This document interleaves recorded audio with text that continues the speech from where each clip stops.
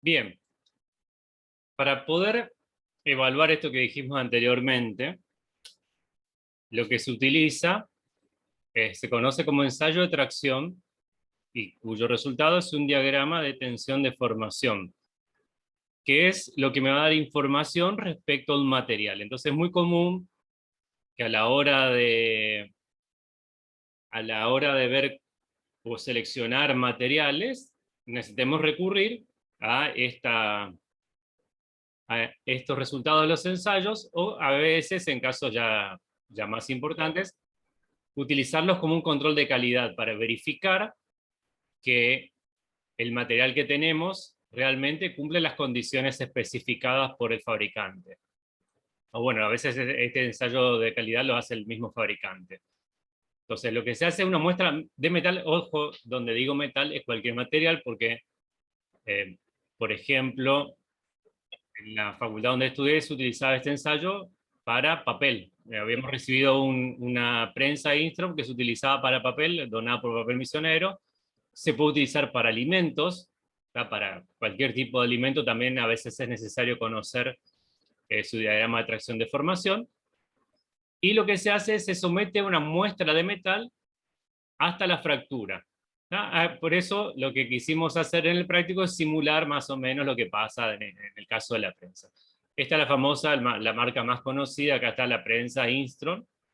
Básicamente consiste de dos mordazas, una fija, una que queda fija y una que se va moviendo de acuerdo a la fuerza que uno programa para esta máquina. Entonces uno programa si hace fuerza constante o si el esfuerzo va a ser cada vez mayor, y va analizando cómo se alarga y también cómo se adelgaza, porque cuando yo hago mucha tensión, no solamente va a producirse un alargamiento, sino que también se produce lo que se conoce como una estricción o un adelgazamiento del material a medida que se va estirando. Y todos estos datos son recogidos por una computadora y hace un diagrama de la deformación que tuvo el material, por un lado, respecto a la tensión que se aplicó. Y acá vemos a la derecha distintos materiales probados. Obviamente, ¿viste? Esto es lo que se conoce, yo le creo, se los puse en los experimentos que tenemos que hacer, como una probeta.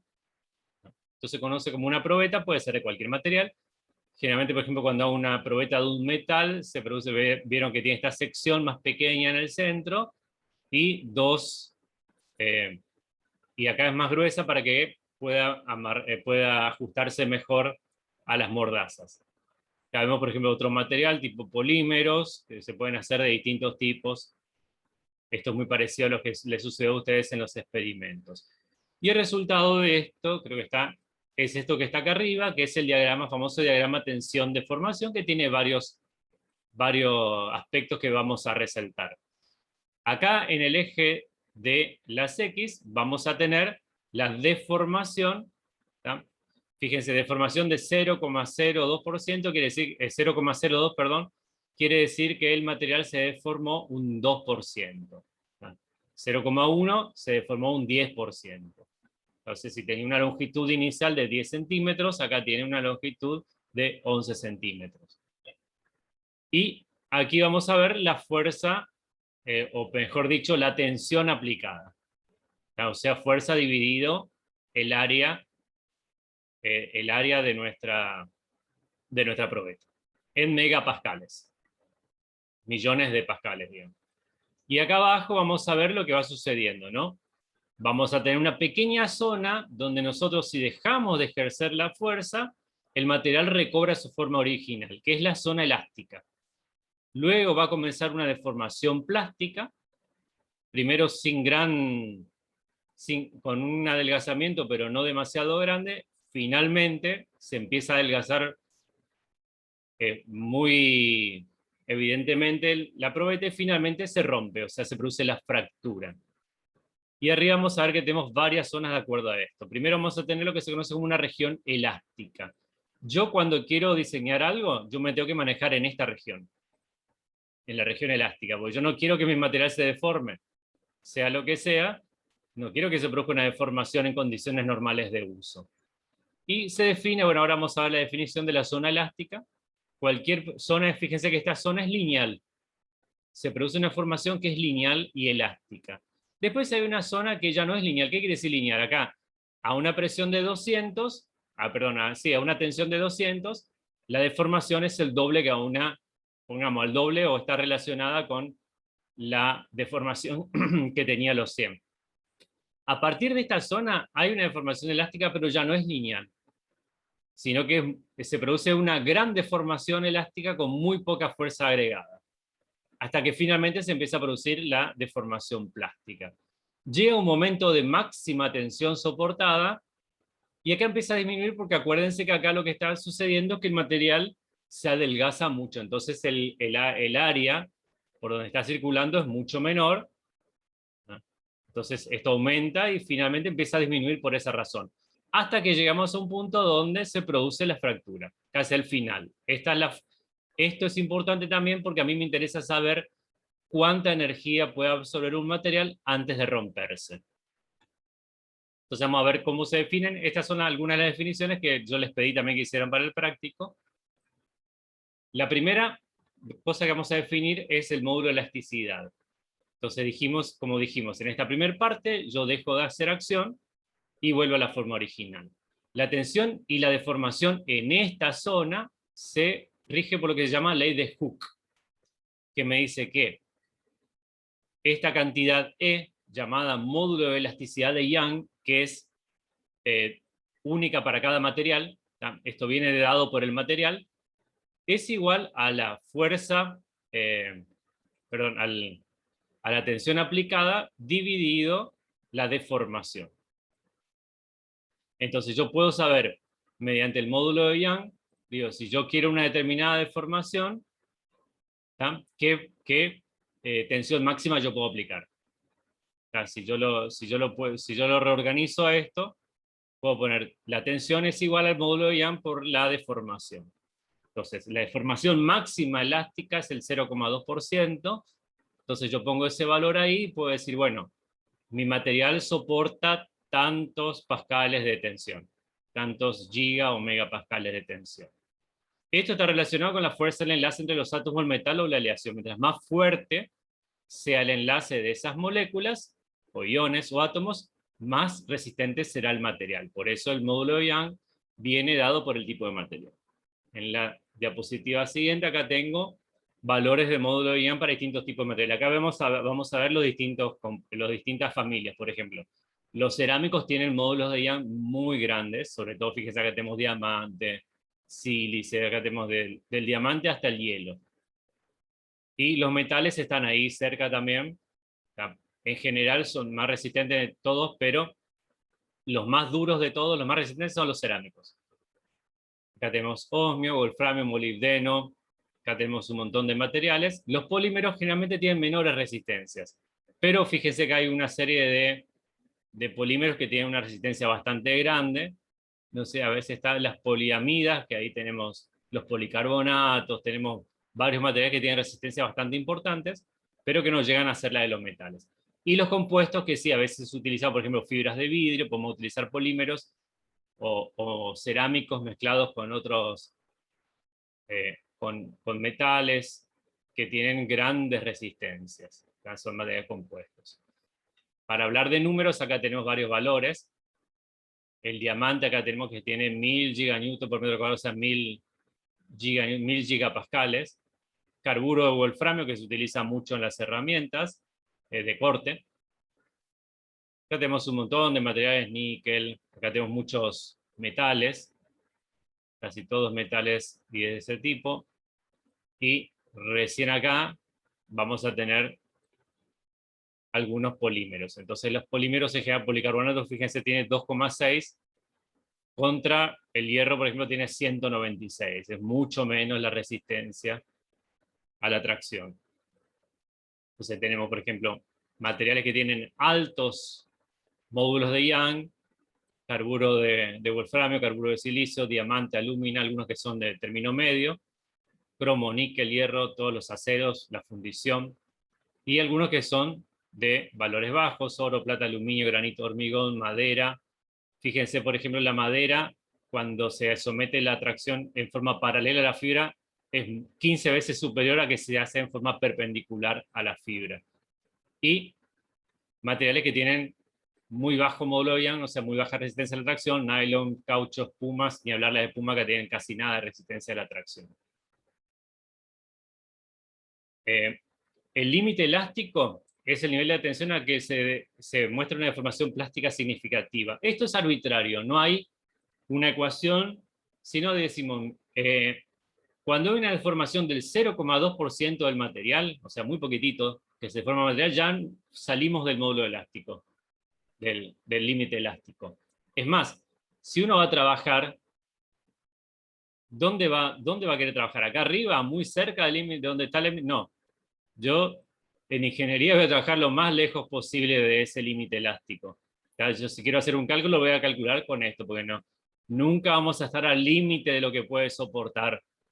Acá si ustedes quieren aprender mucho sobre esto, miren los videos que hay en internet sobre la catástrofe que se produjo en Miami del edificio ese Champlain, y ahí explican todo el tema de la resistencia, por qué algunos analizan que por ahí el problema era que tenía cantidad de hierros insuficiente o que se cargó demasiado la estructura, otros dicen que faltaban ciertos elementos que iban a evitar el punzamiento, hay otros que incluso dicen que el problema fue la corrosión de los metales producidos por el agua de la pileta que estaba ahí. Entonces, si ustedes miran esos videos, van a aprender muchísimo sobre este tipo de cosas. Bueno, entonces, supuestamente el que haya diseñado ese edificio tendría que haberse precavido de que la gente va a ir agregando cosas, que se van a ir poniendo cada vez más peso sobre la estructura. Generalmente estas estructuras están calculadas muy por encima de la máxima prestación que pueden llegar a tener. Salvo que uno quiera ahorrar materiales, que eso es lo que siempre tienen que investigar, deberían soportar mucho más. Deberían soportar vientos, huracanes en esa zona, o sea, tienen que estar preparados para soportar una gran cantidad de fuerzas. La resistencia a la tracción, vimos, es la máxima tensión que se alcanza en la curva de tensión de formación. Con eso yo no voy a trabajar para diseñar algo, pero sí me interesa, por ejemplo, si hay una falla, hasta qué punto puede resistir la estructura sin romperse. Y acá es donde también sirve como control de calidad, porque puede ser que esta ruptura máxima disminuya si el material tiene demasiados porosidad o inclusiones. Estos defectos que habíamos visto anteriormente puede ser que tenga demasiados y entonces disminuya la resistencia de este material. Por último, y menos importante, se puede ver el porcentaje de alargamiento, que me da una idea de lo dúctil que es el material. ¿Se acuerdan que también les pedí la definición de ductilidad? La ductilidad es la propiedad que tiene un material de poder hacerse un hilo delgado. Mientras más dúctil es, yo lo puedo estirar más sin que se rompa. Por otra parte, también, esto también sirve como control de calidad, lo mismo que el porcentaje de estricción, que es lo que se adelgaza el material. Entonces, bueno, estas son figuras de lo mismo, y acá son curvas reales de varios metales. Entonces, fíjense arriba tengo, no vamos a llegar a ver, pero por ejemplo, no hay un solo acero inoxidable, hay muchos tipos. Este código que está, por ejemplo, 304 acero inoxidable me dice lo que tiene en la aleación de cada uno de los elementos que lo componen. Acá, por ejemplo, tenemos, ¿cómo se llama? Bronce, 7030, que también tienen distintos tratamientos, porque pueden tener tratamientos térmicos que lo pueden hacer más resistentes o menos resistentes. Fíjense acá abajo está el aluminio, también hay distintos tipos de aluminio, depende de la aplicación que uno quiera utilizar, aliado con otros materiales, para aumentar su resistencia. Y cuando esto más de lo mismo, vamos a ver distintos tipos de materiales. Por ejemplo, acá tenemos un material que tiene una gran resistencia. O sea, el valor que uno tiene que aplicarle de tensión para que se rompa es muy alto. Pero tiene muy baja ductilidad. ¿Qué quiere decir ductilidad? No se estira, porque fíjense que acá llegó, y no llegó a deformarse mucho antes de romperse. Y tiene lo que se conoce como baja tenacidad. ¿Qué es la tenacidad? La tenacidad, acá en este gráfico, sería el área que está bajo la curva que forma el material. Mientras mayor sea esta área, más tenaz es el material.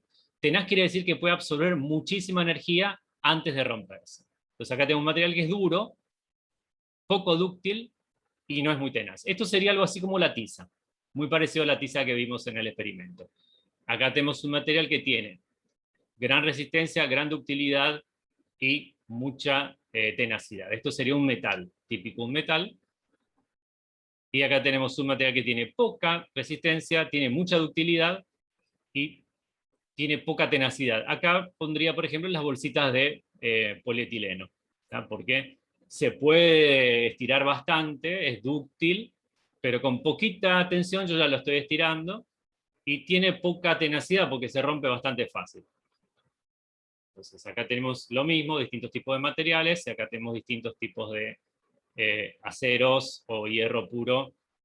Fíjense cómo aumenta, al aumentar la cantidad de carbono, aumenta, por ejemplo, la resistencia que tiene, pero baja la tenacidad. Pero, por ejemplo, es clásico que un material con alto grado de carbono se utilice para tijeras y eso, que son muy buenos, pero si cae se parte porque no tiene resistencia a la tracción tan importante. Esto lo voy a pasar un poco por delante y vamos a ver cómo se puede producir la fractura. Entonces, la fractura, esto lo vimos también en el experimento, puede producirse de dos maneras. Lo que se conoce como fractura dúctil, y esta es la fractura como la bolsita de polietileno que se estira mucho antes de romper. Entonces sería una fractura dúctil. También los metales tienen ese tipo de fractura dúctil. Y la frágil es cuando no se deforma prácticamente nada antes de romperse. Entonces fíjense, la fractura frágil acá, un metal que no debería haberse roto de esta manera, pero sí se produjo una ruptura frágil. Estos serían defectos. Esto es parecido a lo que sucede en la tiza. Si ustedes rompieron la tiza, van a ver que después yo hago coincidir y la tiza quedó casi entera, casi no se deformó. Yo puedo hacer coincidir las dos partes de la tiza y una coincide perfectamente con otra. ¿Por qué? Porque no hubo deformación, fue una fractura frágil. Mientras que en otro caso, lo que puede suceder es una fractura dúctil. Entonces la fractura frágil es de este tipo. Llega a un punto acá y antes de formarse ya se rompe. Una fractura dúctil tiene mucha deformación antes de romperse, con lo cual tiene una gran tenacidad también. Entonces muchas veces nosotros buscamos que se produzca una fractura dúctil. Y por último, estas propiedades que yo vi no son fijas, sino que también dependen de la temperatura. Acá, sí, acá tiene que ver con, a ver si está acá la imagen, pero bueno. Fíjense lo que pasó cuando ustedes hicieron el experimento con el chicle. El chicle a temperatura ambiente es un material muy dúctil, que si yo lo quiero estirar, si yo lo quiero hacer una tracción, se estira mucho antes de romperse. Tiene una gran ductilidad. Ahora lo pongo en el freezer, lo enfrío, y pasa de tener una rotura dúctil a una frágil. Uno lo puede partir. Entonces, los materiales también tienen ese comportamiento con la temperatura. No se los aconsejo, pero el poliestireno, por ejemplo, si uno lo calienta, vieron que el poliestireno, ustedes hicieron las bandejitas estas que de los supermercados, que ustedes hicieron el experimento, que se rompieron bastante fácilmente. Si uno calienta, se queda mucho más dúctil y no es difícil romperlo. No presenta la misma condición. Acá hay varios ejemplos históricos, por ejemplo, esto que está acá. También son distintos aceros, fíjense que acá abajo está la temperatura, y tenemos también en el eje de la CI, tenemos la resistencia a la tracción. Y eso depende mucho del porcentaje de fósforo que tenga el metal. Fíjense que acá, este es un acero con mucho fósforo, se empieza con la temperatura, y este es un acero con poco fósforo, perdón. Este, con mucho fósforo, empieza a descender su comportamiento muy rápidamente con la baja temperatura. Y esto es una de las causas que, por ejemplo, dicen que llevó al hundimiento del Titanic, es que en esos años no había el control que existe ahora en la fabricación de acero, o sea, no había la técnica para poder controlar la cantidad de fósforo que tenía el acero, y en las gélidas aguas del Atlántico, ese acero resistió mucho menos de lo que se calculó en un principio. Entonces eso ayudó a que la tragedia fuera más grande. En teoría el barco estaba preparado para resistir muchas de estas del choque que podría haber tenido. Y otro caso, si ustedes lo miran, que no sé si está en Netflix todavía, hay una serie que ejemplifica lo que pasó, por ejemplo, con el Challenger, que fue el que mató al programa de transbordadores espaciales de Estados Unidos, o más que, no lo mató en ese entonces, pero sí le dio un fuerte freno a todo el plan espacial de los Estados Unidos, que recién ahora se está recuperando, que sucedió en 1986, y que después de muchas maniobras que trató de ocultarse, que trataron de demostrar que no sucedió como sucedió, trataron de ver el físico Richard Feynman, premio Nobel, en una histórica, si lo buscan en YouTube, está una presentación que hizo en el Congreso. Él llevó los famosos O-ring, estos aritos de caucho, compró uno en una ferretería y lo puso en un vaso con hielo. ¿Y qué pasó cuando lo enfrió? El caucho dejó de ser flexible y se volvió duro. Y eso es lo que pasó con estos cohetes. Resulta que acá en estos cohetes que tienen acá para elevar el transbordador, entre las distintas etapas tienen anillos de goma que impiden que el combustible salga hacia afuera. Y esos anillos lo que tienen que hacer es expandirse y sellar. O sea, tienen que tener esa flexibilidad.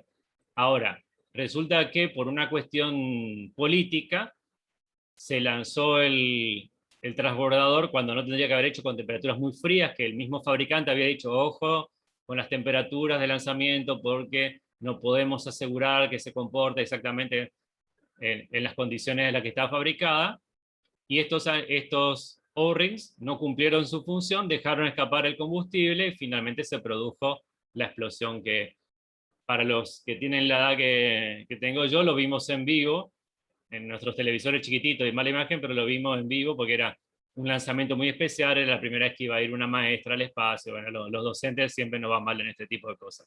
Bien, hasta acá llegamos con lo que tenía pautado para hoy.